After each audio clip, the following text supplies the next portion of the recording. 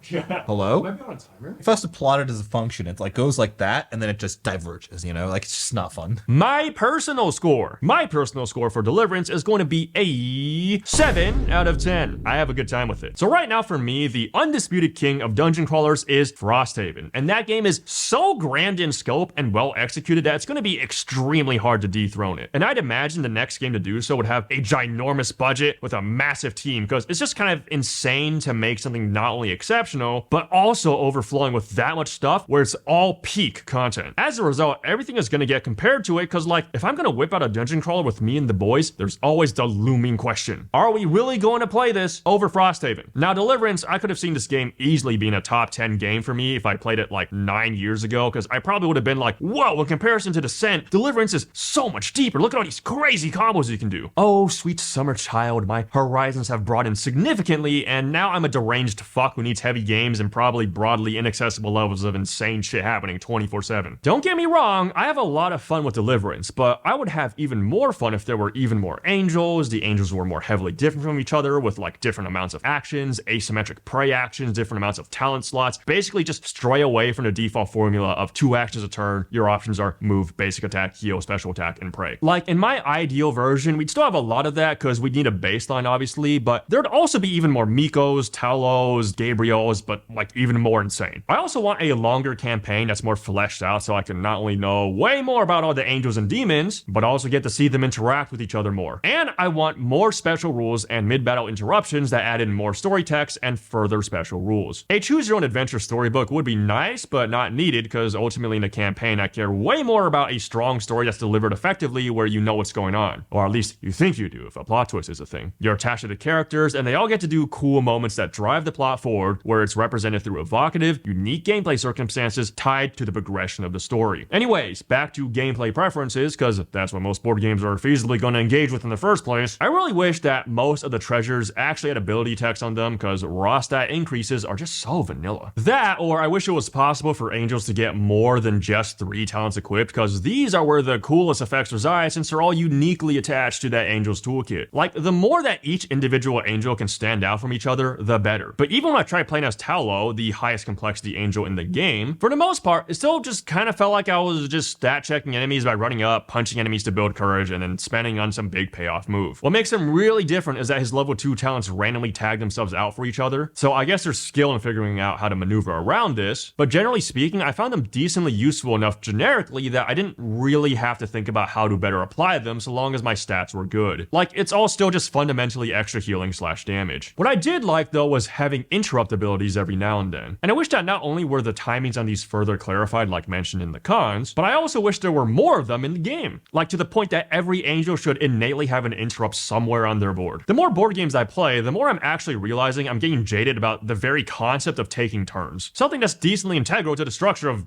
most board games. It's just so easy for people to be mentally checking out when it's not their turns. And for me personally, I'm usually planning out ahead when it's not my turn. But if the plan is set, I just sit there kind of bored, so I'm probably chatting with my friends in the meantime. Being able to do shit when it's not your turn is such an easy way to keep everyone engaged at all times. And it doesn't even have to be as fucked up as an obscenely long chain/stack in Yu-Gi-Oh!/MTG. Even something as simple as having a once per round effect to do one thing, like move a thing, or shield a thing, or change a thing's target, goes a long way. Another angle to think about it is, say a 2-hour 4P game has everyone at the table the whole time playing. That's 8 hours collectively spent. But if that game is comprised of 4 instances of 30-minute contributions from each player and works just fine being played asynchronously, you could have saved everyone 1.5 hours individually by playing that way. The more the game doesn't work asynchronously because there'd have to be too many confirmation prompts from other players, the more I'm probably going to be engaged with the game. TLDR, I want more batshit shenanigans in my games constantly happening at all times. Cool. But to reiterate, that's the ideal. Doesn't mean I didn't enjoy the game, because I overall had a good time getting better at Deliverance and the process of getting better both stat-wise and skill-wise during the campaign. I still remember early on when I thought Wither was a really strong status effect, because coming from Frosthaven, Wound, which is the same effect of 1 damage at turn end, is a fucked up over there. However, it turns out Wither is actually only okay in Deliverance because there's not going to be that many rounds. And everything tends to have way more health in this game, so 1 damage is kinda nothing. So if we have like a decently common value like 14 health, 2 major talent enemies dying in 1 to 2 rounds all the time, and angels always go first, it's really common for Wither to end up only doing 1 damage while your regular attacks are 2-shotting these things. Meanwhile, I severely underestimated Blessed because on certain builds, this shit can passively heal you by like 2 to 3 health every round for basically just existing. Like, I did not realize how feasible it was to stack a whole lot of test effects on yourself. And if you're curious as to my campaign journey, I first started with Uriel and Taulo, which is super funny that I picked the only 2 characters with erratas needed under stuff. I swear God just sends me board game errors, I guess. I promise I'm not doing this on purpose. And I was getting by, but I realized my builds sucked because I was getting curb stomped on mission 4, and I diagnosed the problem as, man, all these cool utility abilities aren't really useful once I reach the boss. I eventually just die because he gets fully powered and I can't keep up with the incoming damage. Solution? I figured I need more damage. So I went back to the drawing board and also stopped valuing multi-attacks that much because with 2-player single target damage is king. I didn't really start appreciating big multi-attacks until I tried 3 and 4-player, but even then I still think you need good single target damage available. Went and made fresh new characters with the Miko-Maiko combo, literally because I read Maiko's special and I was like,